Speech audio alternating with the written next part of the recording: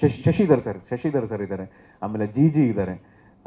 ಅಂದರೆ ಇವರೆಲ್ಲ ಅವರವರ ಒಂದು ಅವರವರ ಏನು ಡಿಪಾರ್ಟ್ಮೆಂಟ್ ಏನಿದೆ ಅಥವಾ ಅವರ ಒಂದು ಅನುಭವದಲ್ಲಿ ಏನಿದೆ ಬಹಳ ದೊಡ್ಡ ಮಟ್ಟದಲ್ಲಿ ಭಾಳ ಒಳ್ಳೆ ಕೆಲಸ ಮಾಡಿದ್ದಾರೆ. ಅವ್ರ ಜೊತೆ ಕೆಲಸ ಮಾಡ್ಬೇಕಾದ್ರೆ ನಾವು ಒಬ್ಬ ಸ್ಟೂಡೆಂಟಾಗೇ ಕೆಲಸ ಮಾಡಬೇಕು, ಆವಾಗಲೇ ನಾವು ಮಾಡೋ ಕೆಲಸಕ್ಕೊಂದು ಸಾರ್ಥಕತೆ ನಮಗೆ ಸಿಗುತ್ತೆ. ಸಿನಿಮಾ ನೋಡಿದಾಗ ಇದ್ರಲ್ಲಿ ಕಷ್ಟಪಟ್ಟಿದ್ದಾರೆ ಅಂತ ಅನಿಸುತ್ತೆ. ಸುನೀತ್ ಸರ್ ಹೇಳ್ತಾ ಇದ್ರು ನಾವೆಲ್ಲ ಕಷ್ಟಪಟ್ಟು ಸಿನಿಮಾ ಮಾಡ್ತೀವಿ ಅಂತ. ನನಗೆ ಆ ಕಷ್ಟಪಟ್ಟು ಸಿನಿಮಾ ಮಾಡಿದ್ದೀವಿ ಅಂತ ಹೇಳ್ಕೊಳ್ಳೋದಕ್ಕೆ ಇವಾಗ ಒಂದು ಸ್ವಲ್ಪ ಭಯ ಬರುತ್ತೆ, ಮುಜುಗರ ಬರುತ್ತೆ. ಯಾಕಂದರೆ ಎಲ್ಲ ಕಷ್ಟಪಟ್ಟು ಸಿನಿಮಾ ಮಾಡ್ತಿದ್ದಾರೆ, ಎಲ್ಲ ಇಷ್ಟಪಟ್ಟು ಸಿನಿಮಾ ಮಾಡ್ತಿದ್ದಾರೆ.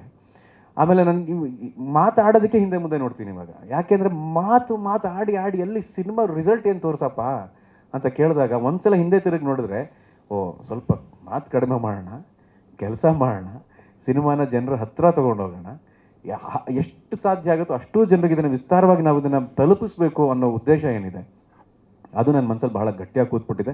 ಹಾಗಾಗಿ ಸಿನಿಮಾ ಕಥೆ ಬಗ್ಗೆ ಆಗಲಿ, ಸಿನಿಮಾದ ಹಿನ್ನೆಲೆ ಬಗ್ಗೆ ಆಗಲಿ ನಾನು ಹೆಚ್ಚು ಮಾತಾಡ್ತಿಲ್ಲ, ಬರೀ ನಮ್ಮ ಟೀಮ್ ಬಗ್ಗೆ ಮಾತ್ರ ಮಾತಾಡ್ತಿದ್ದೀನಿ. ಸಿನಿಮಾ ರಿಲೀಸ್ ಆದಮೇಲೆ ಸಿನಿಮಾದಲ್ಲಿರೋ ಹಲವಾರು ಅಂಶಗಳ ಬಗ್ಗೆ ನಾವು ಮಾತಾಡ್ಬೋದು, ಅದರ ಸೀನ್ ಬಗ್ಗೆ ಮಾತಾಡ್ಬೋದು, ಅದರ ಡೈಲಾಗ್ ಬಗ್ಗೆ ಮಾತಾಡ್ಬೋದು, ಯಾಕೆ ಈ ಥರ ಪ್ಲೇಸ್ಮೆಂಟ್ ಕೊಟ್ರಿ ಅನ್ನೋದ್ರ ಬಗ್ಗೆ ಮಾತಾಡ್ಬೋದು.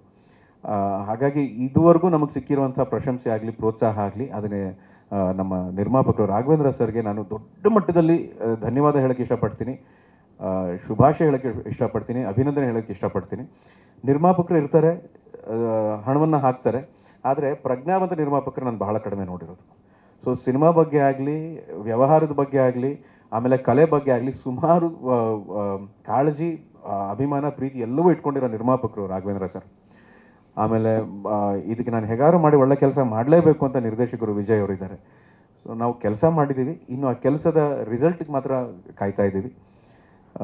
ಇತ್ತೀಚೆಗೆ ಕದ್ದ ಚಿತ್ರದಿಂದ ಹಿಡಿದು ಇವತ್ತಿನವರೆಗೂ ಸಾಕಷ್ಟು ಬಾರಿ ನಾನು ಭೇಟಿ ಮಾಡಿದ್ದೀನಿ, ಸಿನಿಮಾ ಬಗ್ಗೆ ಮಾತಾಡಿದ್ದೀನಿ. ಎಲ್ಲ ಸಮಯದಲ್ಲೂ ಕೂಡ ನಾನು ಇದನ್ನೇ ಹೇಳಿರೋದು, ಸಿನಿಮಾ ರಿಲೀಸ್ ಆದಮೇಲೆ ಇನ್ನೂ ಹೆಚ್ಚು ಮಾತಾಡಬೇಕು ಅಂತ ಆಸೆ ನಾನು ವ್ಯಕ್ತಪಡಿಸಿದ್ದೀನಿ. ಆದರೆ ಸಿನಿಮಾ ರಿಲೀಸ್ ಆದಮೇಲೆ ಮತ್ತೆ ಸಿಗುವಂಥ ಅವಕಾಶ ನನಗೆ ಕಡಿಮೆ ಆಗ್ತಿದೆ.